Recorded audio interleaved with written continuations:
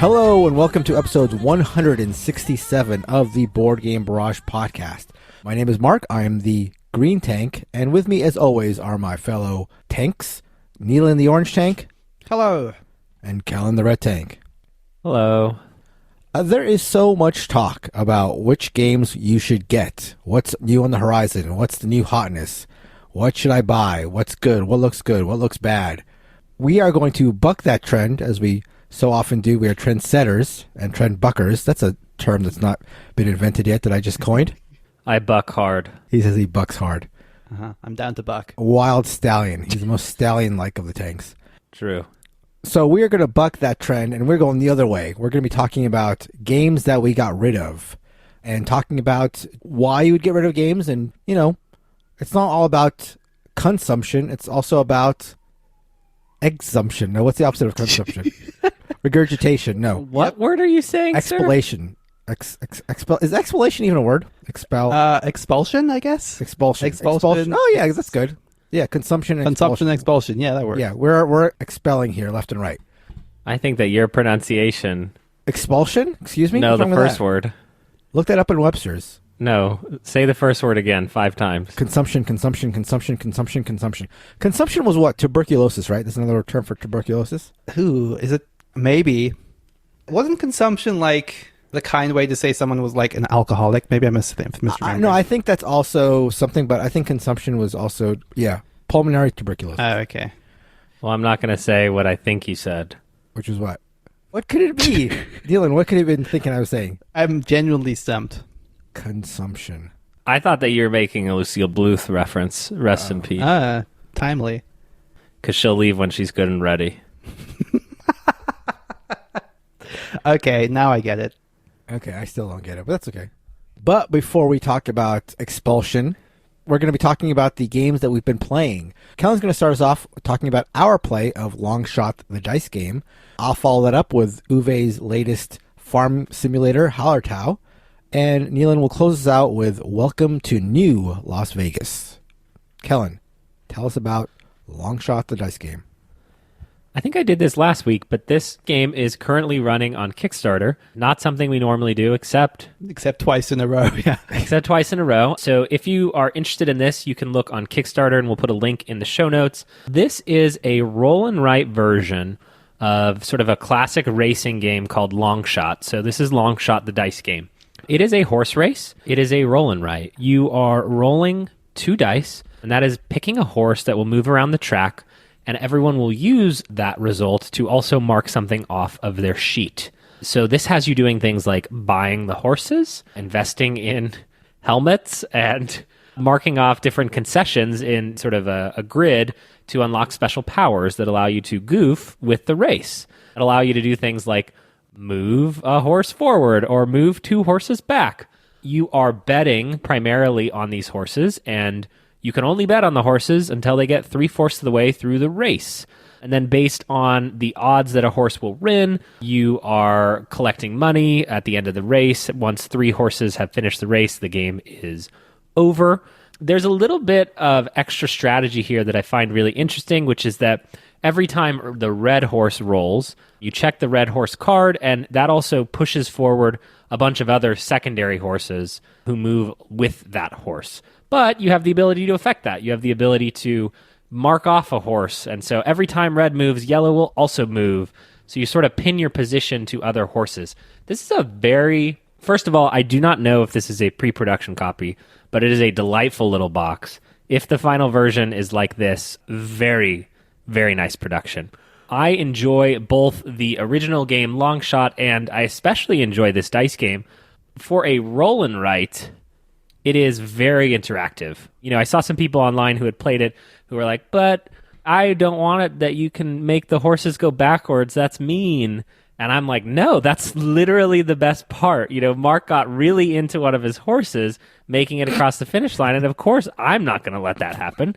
And so I'm going out of my way to push that horse back. This was tons of fun. I had much more fun than I expected. Mark and Neelan, what do you think of Long Shot the Dice game?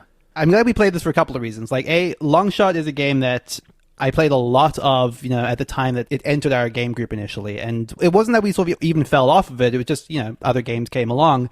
But I think that there was a sense that Longshot was maybe a little bit too fluffy for how long it is. So I think condensing that into a game like Longshot the dice game, which sort of takes the core of what you want from this game. You want the racing, you want the betting, you want the manipulation of all of those elements, but taken down and reduced into this roll and write package is great. Like you say, Calvin, it's like super interactive for a roll and write, certainly. It is one of those delightful games where you're scribbling on every available surface with whiteboard markers, marking off horses so that they can move faster on their turn, on your own pad for bonuses and benefits. It's great. The art is clean and colorful. It just has a vibrant look to it, and it captures so much of what I remembered loving about Longshot, but in a smaller, cleaner package. Yeah, I also really, really liked it. I think of all the roll and writes, the recent roll and writes at least, it is, to me, by far the most like party social interaction sort of game there is in that niche. I think other things that might qualify are things like On Tour, which feels like a sort of like a party roll and write, although even that is a stretch. It's even hard to think of like another real party roll and write. Like you have like even like Yahtzee and the Quicks games and stuff. Maybe that sort of feels like social. Maybe social is a better word for those games, but this feels like it could be a party game because of the cheering on for your horses. Like, we were playing this 4 players and seeing the little horses move around the track, and you're rooting for them, and every time the dice is rolled, you're saying, come on, roll a 4, roll a 4, roll a 4. It really made for a very fun, boisterous experience. And that's, I think, exactly the spirit that you would want to play this in. I imagine it's even better at 6 players, or It looks like it goes up to 8 players than it is at 4. It's like that idea that you see, Mark and Nealon have gone in on this yellow horse, and so I'm going to buy that horse. Right. And so suddenly, like, they have no choice but to be incentivized with me. I think it compares very favorably to some of my favorite games in this sort of betting horse, well, not horse genre, but like Camel Up and a Downforce both come to mind. And I think that I have a place for both Camel Up and Longshot the Dice game in my collection. I have personally moved off from Downforce. That is not part of our topic, but it does synergize. Thank you much. But I like the idea that there's just a little bit of planning here. I saw the glint of love in Nealon's eye as he was trying to figure out, which thing to mark off on his board. And so it's got that. It's got that for you if that's what you're there for. But it's also really, really silly and really, really fun and really, really loud if you want it to be. Honestly, in terms of my expectations to how much this over-delivered, I was like pleasantly surprised, very excited to own this game and to sort of celebrate it as a great implementation of Longshot. Especially in the wake of us having that episode a couple of weeks ago where we spoke about how a lot of these dice game implementations are bad, for this one to sort of suddenly come along and be like, oh, this is a good way to do that, I think was, like you said, a very pleasant surprise. It's interesting that you mentioned these other racing games that you like, but have you tried Camel Up the card game yet? Oh my gosh. Stop making... Still beating that drum. I'm still beating that drum. Don't make this happen. Yeah, I mean, I think specifically with Camel Up is a little more substantive, I would say, or it's just a more over-the-top production, but it is also a bigger box, so I was questioning if I needed to have both and kind of looking back and forth as we pondered on this topic, but I'm currently going to keep both. Did I give this to you, Nealon? I can't remember now. Sometimes if I don't like a roll and write, I'm like, here, Nealon, we could use some friendship points. Have this. But I must not have offered. I did not offer Longshot the Dice game to Nealon. I got Divvy Dice, which you didn't love. So I guess that's how many friendship points I'm worth. And so that is Longshot, the dice game, currently on Kickstarter. I got to play one of Uwe Rosenberg's latest releases. I was going to say his latest, but he's produced so many games recently that I don't know if Hallertau is his latest one, but it's certainly among his latest games released. I've got to say, when it comes to Hallertau, when I first opened the box and we were getting into the rules, I have to just admit that I felt this sense of like comfort. I saw the greens and I saw the fields and I saw the little resources, the wheat, and I was like, this is Uwe. This is like Uwe back to basics, back to the Agricola, back to the Caverna, back to his roots. I enjoy Feast for Odin. I enjoy all the Tetramino games and, the Nova Luna, Sagani thing that he's on now. All those are great, but there was something very tangible to me about opening Hallertau and seeing the fields and all that stuff that filled me with a sense of warmth. So that out of the way, Hallertau is a Uwe Rosenberg farming simulator. It has a lot of the old Uwe trappings when it comes to farming simulators. You know, there is planting fields and harvesting them and resource conversion, although there's not that much resource conversion, come to think of it. But it does differ from games like Agricola and the like in a lot of big ways, primarily the fact that there aren't any buildings to build. I think this is the first farming simulator of his without a thing where you're turning in resources for buildings. Instead, what you're doing with Hallertau is everybody has the same 5 buildings, and every round you have to pay specific resources that are tied to the buildings in order to move them down a track. You have 5 buildings. Once you move all 5 down one space, that unlocks more workers. And so the farther you move them along, the more workers you unlock. And then, again, this is like an important aspect of the game. You want to contribute resources to all these buildings evenly. Toward the end of the game, if you do it well, you'll unlock not only more workers, but victory points. The other aspect of Hallertau that is Uwe-like, that he does have in a lot of games, is card play. Card comboing a la Newsfjord. Also, you know, even Agricola, although not in the same way. In Hallertau, there are 2 types of cards, basically. There are cards that give you resources during the game, and there are cards that give you points during the game that you're sort of like scoring towards the end of the game. So these are these constant like sort of mini goals you have during the game. Like I might have a card that says, if I have a sheep and I have 8 wheat, I can turn them in to get some other resource and get another card. So you sort of can draw cards and get these combos where you have these like mini objectives that you have that are private to yourself that you're constantly going for, and it sort of spurs you in directions.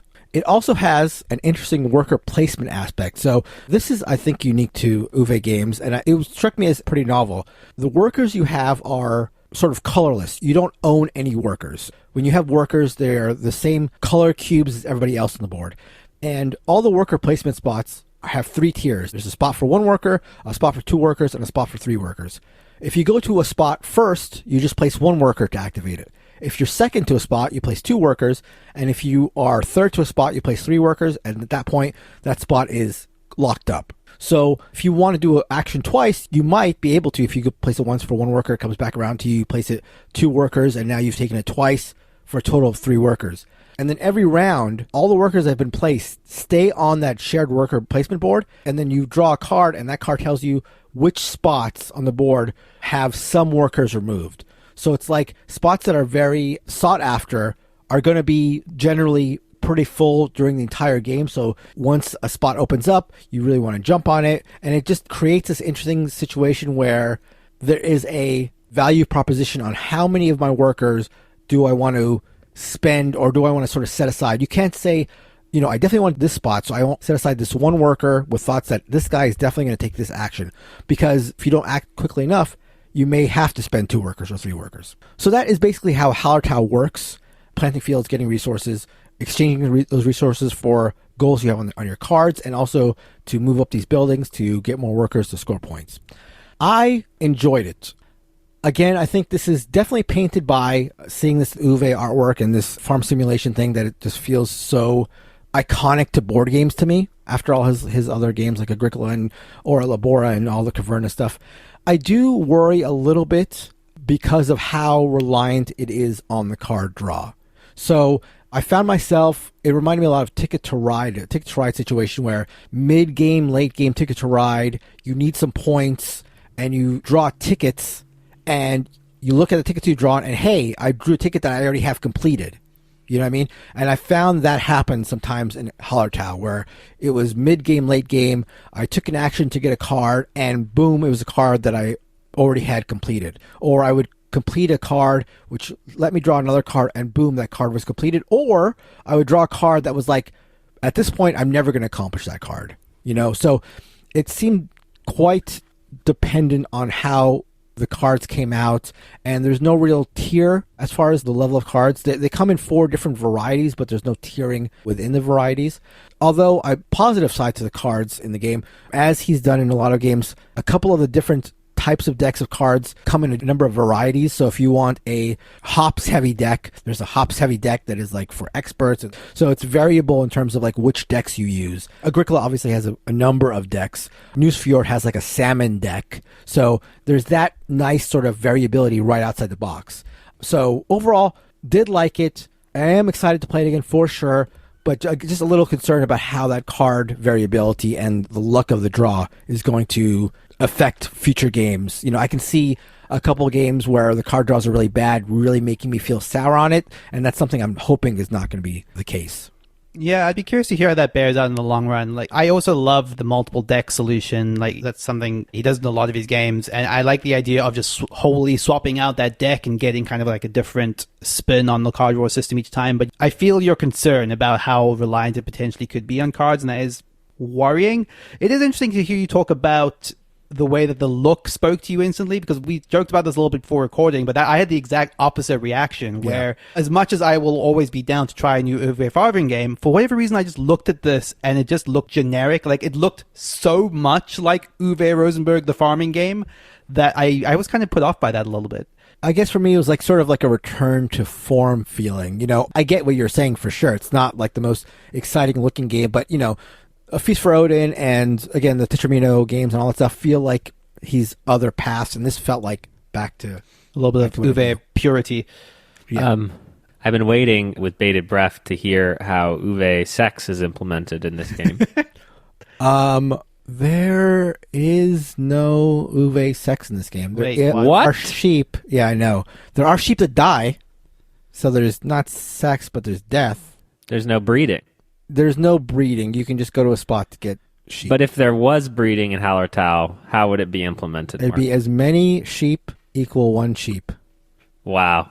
Yeah. That's a warm blanket right there. You can convert milk to sheep. There's something sexual about that if you want to think about it deeply enough.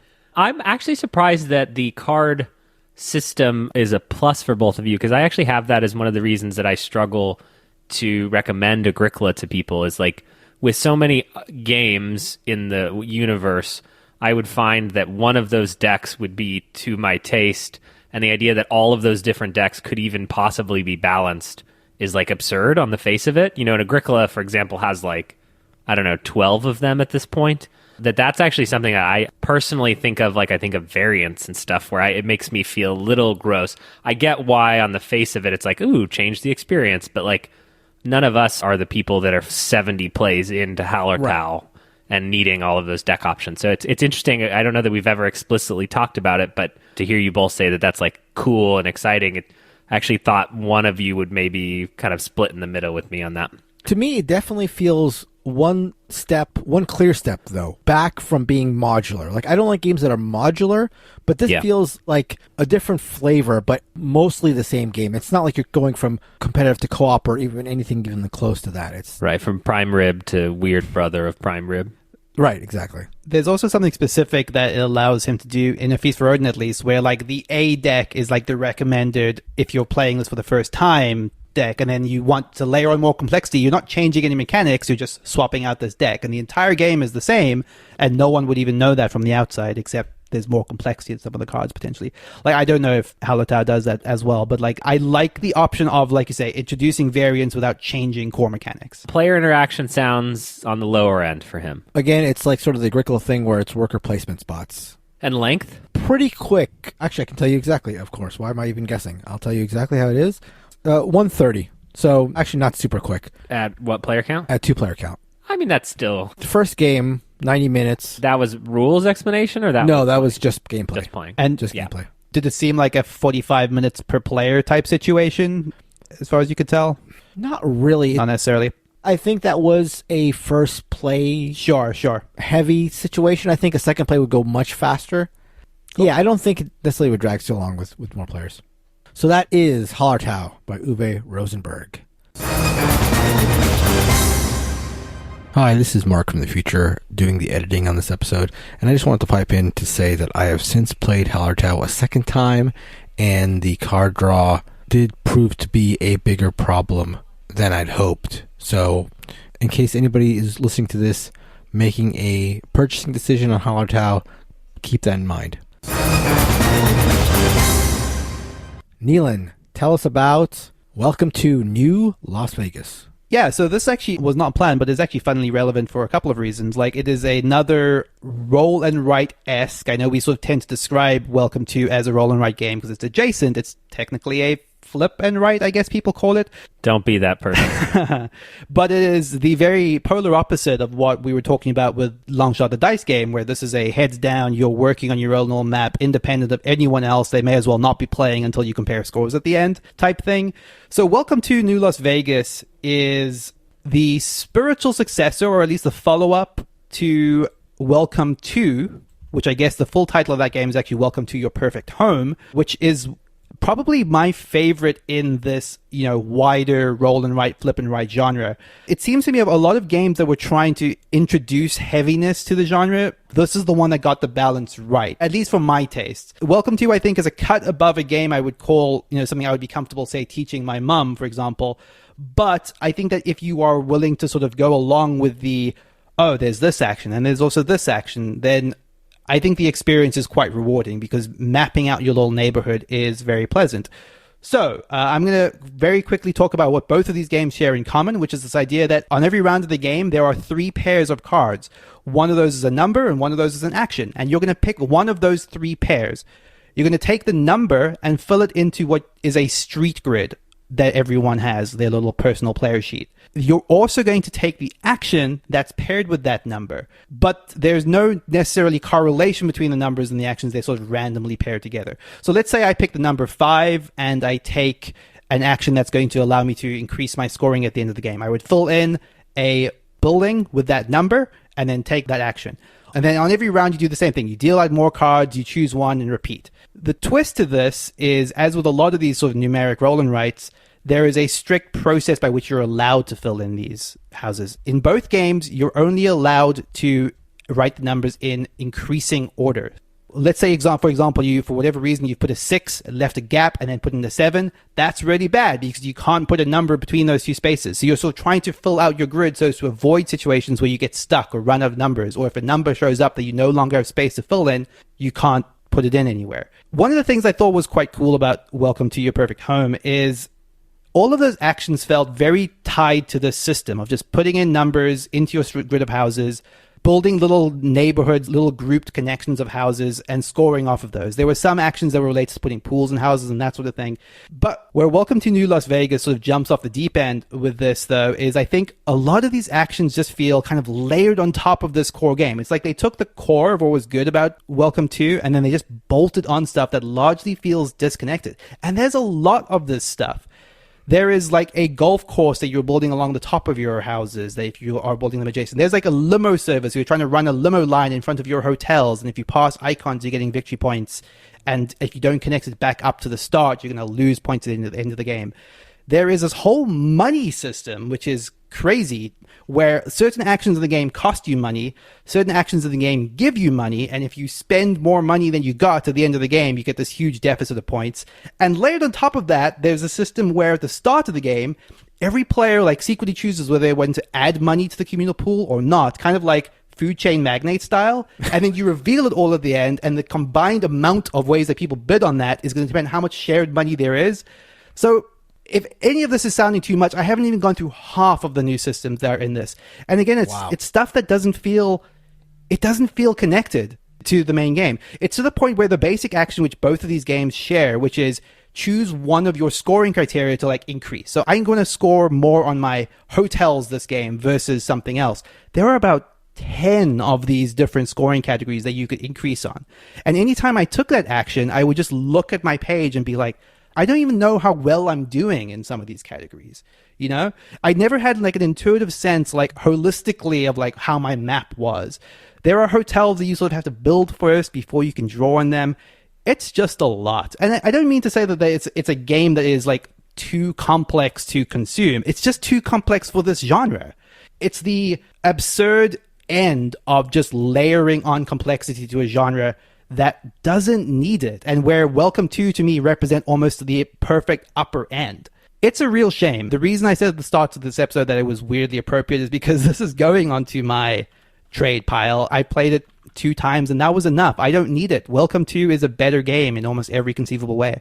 That sounds absolutely crazy. And you're saying that that's just scratching the surface on the new mechanisms. That's nuts. That seems like it would add a bunch to playtime. And for me, like when it comes to roll and writes, like playtime is one of the biggest factors when it comes to whether or not I'll enjoy it. Does it make for a much longer game?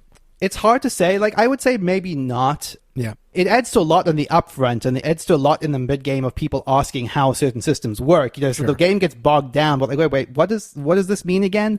But I think it kind of proceeds to sort of the logical course in the same amount of turns, maybe, as welcome to. Neelan. Hello.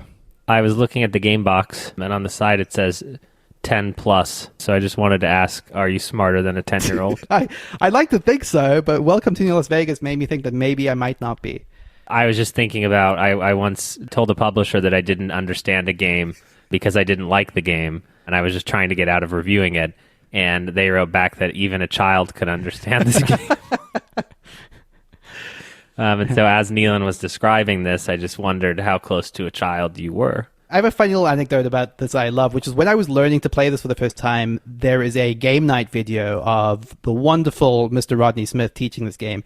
And you can almost see him like die inside as you get to the half-hour point in the rules explanation, and they're still not done. It's that sort of game. Yep. That is Welcome to New Las Vegas. So before we move on to our featured topic, a quick update on our march to 300 by 411. For those of you who don't know, I put a call out a couple of weeks ago for 300 reviews, 300 overall reviews, not 300 new reviews, to be clear. We were about 220 at the time, and sort of offhandedly put the call out, and you guys have responded unbelievably. We're now, and again, I think this is taking a little bit to catch up. We're like something in the neighborhood of 260 reviews, so looks like we are going to hopefully hit that mark. We still need to be pushing hard to get there, but we are maybe on pace.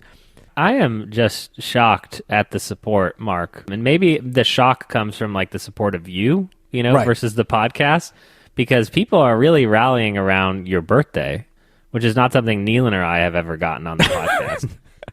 You got to put it out there. You got to put it out to the universe to have it manifest itself. And as I said, if we get to 300 by 411, 10 games are being sent out to random reviewers. So if that's your thing, then another reason to review us. So I'm going to read one of them out. This was called A Good Listen. What more can you ask for than a good listen? This is from Unfrev. How about a great listen? From Great Britain. Your old hometown. Well, there's Neelan. the word I was What's that? looking for. Great. A great listen, right, yes. Maybe you could sub that in. Just cut out good and put your great in there. I'll do that. Okay. Yeah, so okay, you say the title, you say A Good Listen. Great. Perfect. I'll do it. I'm gonna clap for myself right here so I can know to mark it. All right. No, I don't need your clap. I got my clap. Oh, anyway, okay. Thank you. This is Unfrev from, again, Neelan's birthplace of Great Britain. A Great. listen. Insightful and often witty, I enjoy the mix of new game chat and in-depth discussion on a topic of the week. Started listening during their top 50 list, and my bank balance hasn't thanked me since. So you're in luck here because we're doing the opposite of that. Unfrev. Needs more regular contributions from Christina. I agree. She brings a different angle from the guys, but will remain a regular listen for me. So thank you so much, Unfrev, and thank you everybody who has left a review lately, and please keep them coming. So now on to our feature topic, games that we got rid of and why we got rid of them, which was actually a topic that we touched on exactly, I think, a year ago today. Yeah, this is something that we've been thinking about a lot and spoke about in our Patreon live stream. How do you participate in the board game community and save money or not spend as much? And I think that it's really easy for us to talk about new games because we get a lot of new games, we buy a lot of new games, and then you kind of never revisit them. And so I think that there's something nice about sort of just saying, hey, remember a couple of those things we talked about, we moved on from them, and here's why. Because I think that lends extra texture to people who might be more conscious about the price of all the board games that they buy. Maybe let's just throw out a game that we've gotten rid of recently. Neelan, you got any games that you've gotten rid of recently, and maybe why?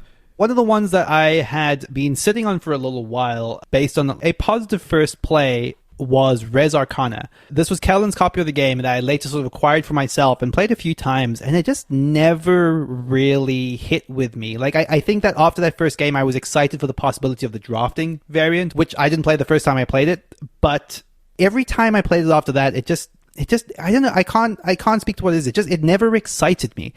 I think it's a clean game, but I think that a lot of what I'm trying to capture with card drafting games is this feeling I had playing limited Magic the Gathering tournaments where you are, opening your packs, drafting them on the way, and then excited at like the splashy cool things your deck can do. And there are some games that get reasonably close to that sort of experience. Seasons is one that I don't talk about enough that I've actually been revisiting on Board Game Arena that has those cool big effects, those big moments, those you put down a card and something cool happens, you feel proud of the way it comboed with another card. Res Arcana just doesn't have that for me. There are dragons in Res Arcana, Neelan? There are dragons in Res Arcana, but they just make you discard a green resource. Like, that's not exciting. It's not 10/10 flyer that breathes fire every time you tap a mountain. Like, this was too attacky for Rado, sir. That's a low bar. Yeah. It is a very low bar. I agree with you, Neelan, actually, on this one. Beautiful production. Love everything about the rules, but it ultimately is sort of just this race game where you can't do that much to each other, and then it's over before you know it. Right. And like, a lot of that, even on paper, isn't something I would have a problem with, but it just felt very incremental to me. Like, your turn is, tap this, get a resource. Spend the resource to get this card. Spend this card, tap it, to produce a couple more resources. And at best, you're doing something like a dragon that will hurt a couple of people. But it all just felt small. It felt bitty in a way that it just wasn't speaking to me. And certainly not what I wanted from this style of card game. So Res Arcana has unfortunately made its way out of my collection. I'll jump in right here because I have a couple of games that had the same feeling as you're sort of referring to, this sort of small feeling, which is why I moved on from them. The two that I'm thinking of are War Chest and Oaxaca. War Chest is a 2-player game with chips. I love the idea of it, where it's, a 2-player fighting game where you've got a board and your troops are represented by these poker chips that you're drawing out of a bag, and they all have different powers. And I think Kellen might have mentioned this the first time he spoke to me about playing it, but it's a war of attrition, and sort of at the end of the game, both sides have been like worn down, and the end feels like quite anticlimactic. There's not much you can do toward the end of the game, and it just feels like it doesn't really start off super splashy to begin with, and it just gradually gets less and less big move, for lack of a better term. And so that was the reason I moved on from War Chest. War Chest is one that I played and moved on from, even though it has fabulous components. Neelan, did you ever get a chance to do this one? I think we played it together, like near when we got it for the first time. It's one of those 2-player games, and I've mentioned this a lot, that I wish I had someone that I could play it with repeatedly, but I also didn't feel like I wanted to get there with it necessarily. If I was going to pick a 2-player game, War Chest wouldn't have been the one. You know what I mean? Yeah. But yeah, lovely production, absolutely. And another game with a charming production, I think maybe more than lovely, is Oaxaca, a game that I was seeking for a while after hearing good stuff about it, and finally got it to the table. And it sort of felt to me like a baby's first, to use a Kellen term, Glory to Rome. Has that sort of like card tableau thing, but just was too simple and didn't offer enough, and just felt, again, small and not exciting enough. And so moved on from Oaxaca as well. The one game that I held on for a long time but recently was culled from my collection is Mr. Vaccarino's Kingdom Builder. This is one that I held on to in part because of his large... What's a big word for he made Dominion? Large impact in the hobby, or large... Impact? You think that impact is a big enough word for me to use here, Mark? Yeah. Thunderous impact. What are you looking for? Oh, thank you. Groundbreaking. Thanks to Mr. Vaccarino's thunderous impact on the hobby with Dominion. And I've always thought, if I just keep trying it, there's a lot of people who love Kingdom Builder and have this sort of other people just don't get it, because you draw a card and then you have to place in that territory. And so on first blush, it has this element of just it's too random. But what's so interesting about it is that actually you have to position yourself that it doesn't matter what you draw, or that you're restricted in a way that draw works out in your favor. I never got over the hurdle there with Kingdom Builder. And since, I played it on Board Game Arena, it was fine. There's also a Winter Kingdom, which is a new sort of winter version of it that kind of makes me go, well, if I want to play it, I should have the newer version. And so I have moved on from Kingdom Builder. It was sort of that what if on my shelf that I was like, maybe one day this will be my go-to, 45-minute decent in-between a style game, and it just never arrived for me.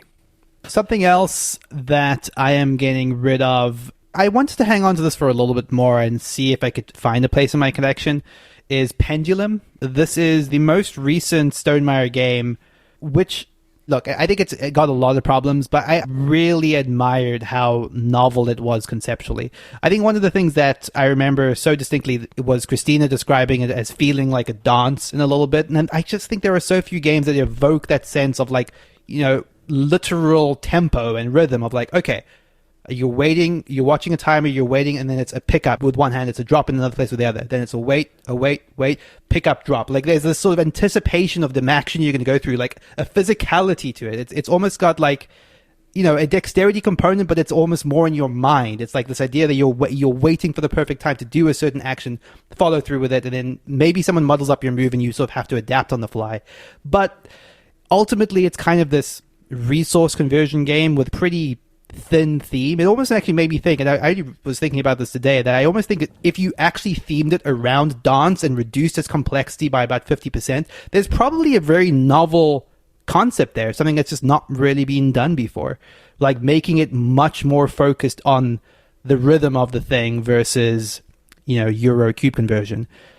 That sounds interesting. Yeah, potentially. I like that idea. But yeah, I think ultimately I couldn't see myself really wanting to teach it to anyone. There wasn't that much excitement on my end to introduce it to anyone new, and I don't think anyone I played it with the first time would want to play it the second time. So that's unfortunate, but that's Pendulum. I have a couple of games that I have gotten rid of recently that fall under they weren't ever, I think, the latest hotness, but they were sort of midweight Euros that I was excited to try, that were relatively new releases. And this sort of just reinforced the idea in my head that there's no reason to hunt out games sight unseen.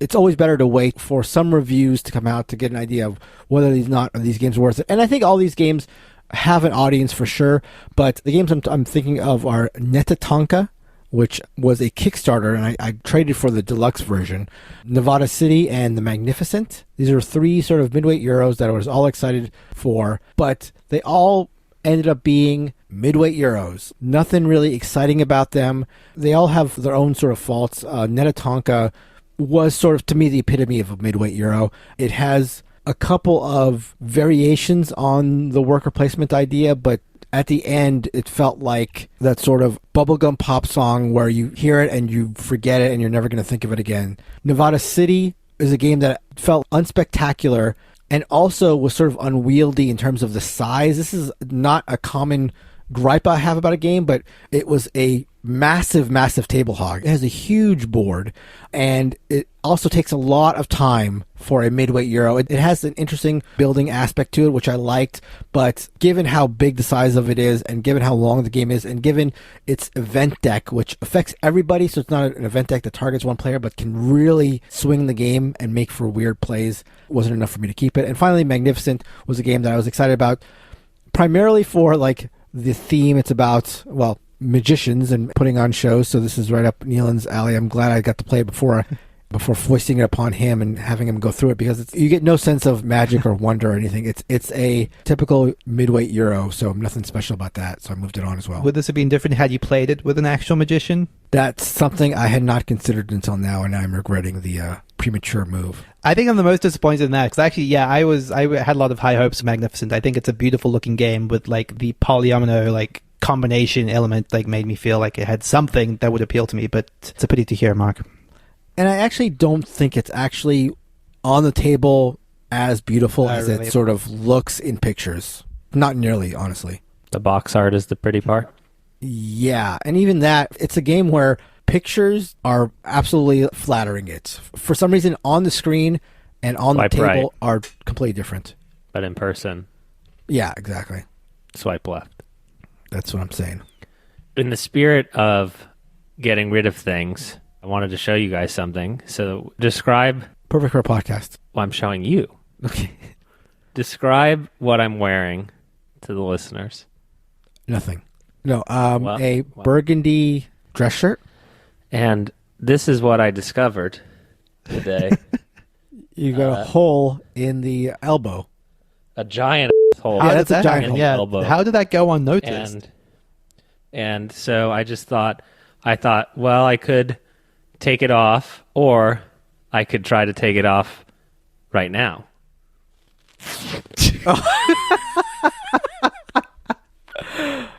It's not working. Should have saved that for the Patreon. He, for the listener, Wow. Alan is Incredible Hulk style, ripping off his sleeves. Muscles rippling. You can hear the tearing of the garments. He's rending his garments, biblical style. So now that that's gone. That was quite a feat. So a couple of other games. One of the things that's hard, and I think I'm going to get the hate mail here, is having a partner who loves board games as much as Christina does means that even when I want to move on, it does not mean I get to move on. So there are two games that I'm ready to move on from that I have been banned from getting rid of. The first one is Ethnos, which is everyone's favorite area control game to pretend that they love, even though they really don't. It's fine. It's just out of print. The art is bad. You end up top decking a lot. I'm just tired of it. I think I've actually spoken in an episode that I was ready to get rid of it, but Christina, I think it is in her top 50. Ergo, we will be keeping it. The second one is much larger, much larger. And in order to own it, you have to own a gong bag. And this is Crokinole. Now, I'm ready to get rid of Crokinole. And Crokinole was in my top 50 a few years back. It has since moved out. There are a couple things. One, I just don't like owning that many things. And when you own Crokinole, you have to get the gong bag, if you ever want to take it to game night. You have to get some way to mount it on your wall. You have to get some place to store the discs that is separate from the Crokinole board that is stored on your wall. And then you have to get wax and like a towel that you're supposed to like wax the board every couple of months. So owning a Crokinole board actually involves owning like a bunch of other objects, and they're like literal like scoring things that people hang on the wall. There's too many things that go with Crokinole, and I don't like it enough. And it's not a board game. Ergo, I'm ready to move on from Crokinole, but I have been currently banned from doing so, as it is art on our walls, according to Christina. I'm not going to lie, Kellen. As soon as you said that, there was something in ticking my mind. It's like, oh, this is my opportunity to get Kellen's Crokinole board. But like, then I thought about it for like 5 seconds longer. I was like, yeah, you're right. Like for the number of times I would play it occupying that much physical space. At the same time, I could just put it under my bed with my inserts. Protected. Yeah. So one more thing, which I think will be definitely a controversial thing, is I'm probably going to be getting rid of my copy of El Grande. No. I like El Grande a lot. I want to say this right at the top. I like El Grande a lot. Nealon at Board Game Barrage.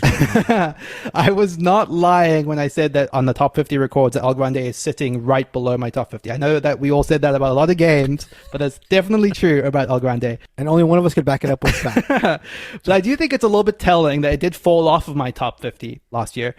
And I think the reason for that ultimately is that it's a game that I was losing my excitement to push as a game that I was wanting to play. I don't think I would ever turn down a game of El Grande, but at least in the group of people I play with, I have full confidence that if I was going to play a game of El Grande with Mark, Kellen, and Christina, we would have a copy of El Grande to play. But if I were to play it in my home, I'd probably be playing it with sort of my work group friends, and we will always tend to play something that's the troops on a map game if we were trying to play something in that direction. It would always be a Rising Sun. It would always be an Inish. So I just don't think I had the motivation and the excitement to be like, yeah, I'm going to want to have a copy of this so that I can push this on people. Like, it wasn't there, and it wasn't there for my friends either. That said, they also don't tell you how big a box El Grande Big Box is. It takes up a lot of space. It's right there in the title. Yeah, weirdly, I don't know. They do tell you. Do they? Yeah, I don't know. They literally tell you, big box. I think I could have been clear about that.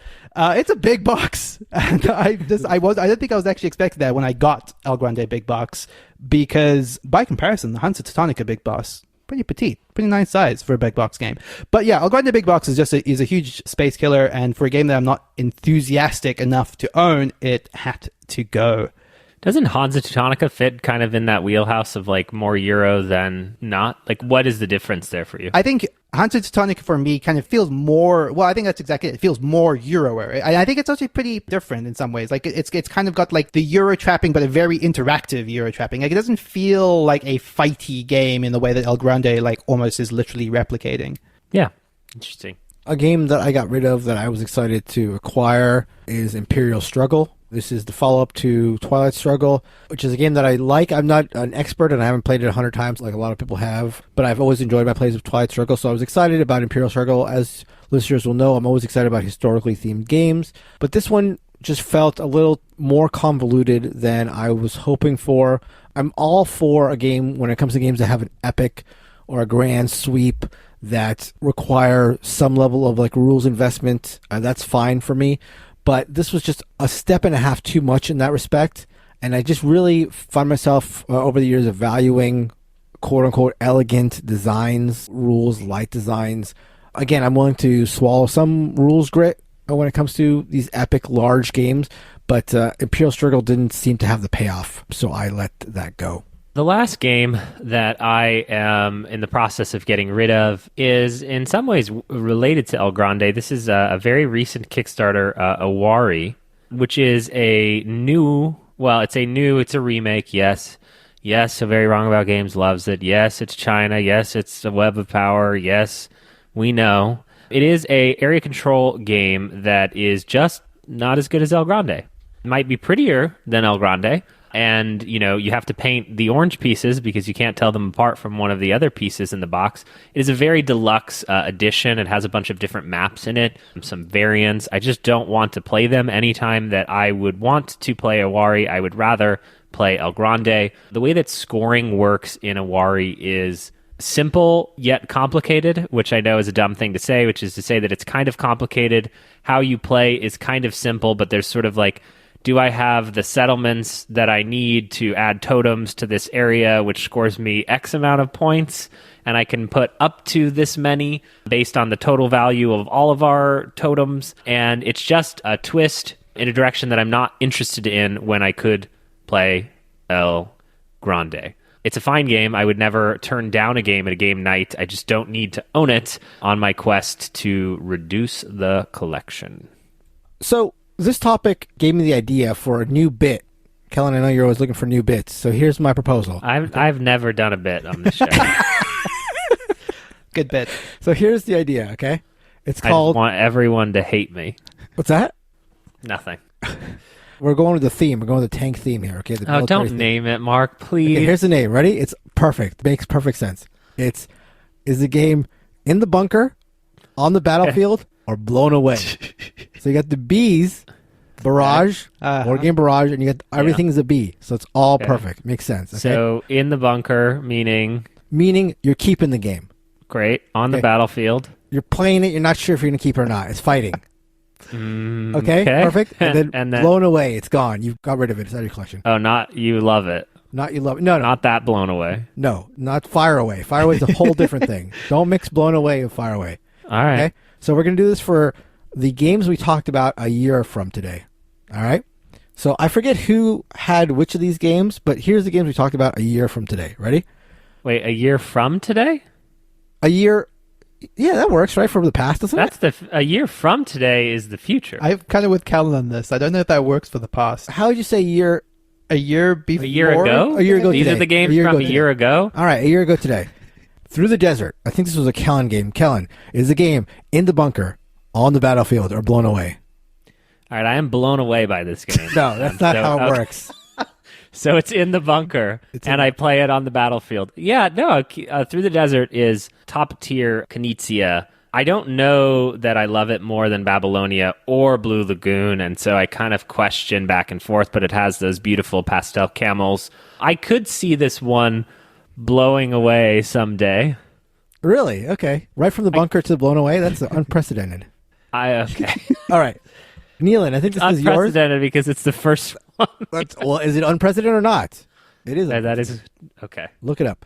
Nealon, Lords of Hellas. So I think Lords of Hellas is in the battlefield because love is a battlefield, and I love Lords of Hellas. I mean, that's how that works. What? Right? Again, not how it works. No, I actually think it genuinely is maybe still in the battlefield, actually leading towards being blown away. Like, Lords of Hellas is a game that I can't bring myself to get rid of, even though I know I should. I keep telling myself I'm one more play away from getting rid of it. I actually feel that way about Lords of Hellas. Like I don't have a copy of it, but I feel that way about your Right. Like, I want to play one more Yeah, time. totally. Yeah. But the year ago was that time That we played it off we the- were like, we need to cover it Exactly. again because of how much it was blowing Well, away. the thing is, that was exactly it. But the thing is, it came off of like not having played in a long time and really loving it back when we did play it. So it kind of went from this like very harsh downward swing in like the space of that one game a year ago. And I think I've just been like hoping to recapture what I initially liked about it in yet one more game. But I think if I'm being honest with myself, it's probably going to be blown away. All right. Trois. I'm not sure who talked about this, but we all maybe own Trois. Do we all own Trois? This may have been Neelan's first time I playing think that is Trois. right. It's probably not. It's probably not good for us to like guess as to what it was because you can check. But I believe this because this is right around when quarantine is sort of starting, and so I think we showed Neelan this on BGA. For me in my house, this is in my top 10. I don't see that changing. I know, Monique of Before You Play recently did a video, and I was like, I'm watching. You better say nice things about this. Okay, so that means it's where? Stay on brand. That means that it is in my bunker. There you go. Yes. My copy of Trois is also in the bunker. Bunker. And then finally, Watergate is the game that I reviewed a year ago. It's on the battlefield. I've got a lot of games that are on my battlefield. I've got a large battlefield. So games are constantly... The largest battlefield? It's among the largest battlefields. It's not a Gettysburg, but it's close. So, yeah, Watergate is a game that I enjoy playing, and I'll play it, but if I get a good trade offer, it is gonzo. So, and that concludes our first ever bunker battlefield or blown away. And that concludes our episode. Kellen is excited about this being an ongoing you just don't thing. work, you don't work in branding. It's literally what I do. I've been trying to go with this bunker thing, and you're stretching it out. You got to commit to it. You got to hit it. It's not going to work if you don't hit it. Isn't that what they teach you in marketing school? Hit the bit? Marketing school? Yes. How dare you, sir? Thank you so much for listening to the episode. And again, thank you for the reviews. If you want to review us, you can review us on Apple Podcasts. That seems to be the best way to review us. It's the only way to review us. Only way to review us, yeah. Hey, if you know another way to review us, I mean, there are other ways like Facebook or whatever, but Android listeners would love to have a way to review us. So if you know a way, maybe join our Discord at boardgamebarrage.com/Discord and let us know where you reviewed us. And while you're on the Discord at boardgamebarrage.com/Discord, go to the podcast channel where we discuss the current week's episode and tell us about games that you are either getting rid of or have already gotten rid of, and tell us about how much you love the new bunker battlefield blown away bit so we can get that going full steam ahead. As always, you can find us on all forms of social media. We're on Twitter, we're on Facebook, we're on Instagram, we're on all those kind of things. Kellen is working on our TikTok as we speak. That is going to be released Q4, I think. Never will happen. Committed. And as always, a big thank you to Heart Society for our intro and outro song, What's on Your Mind, Kid? Till we talk to you next week, see ya. Bye-bye. Bye.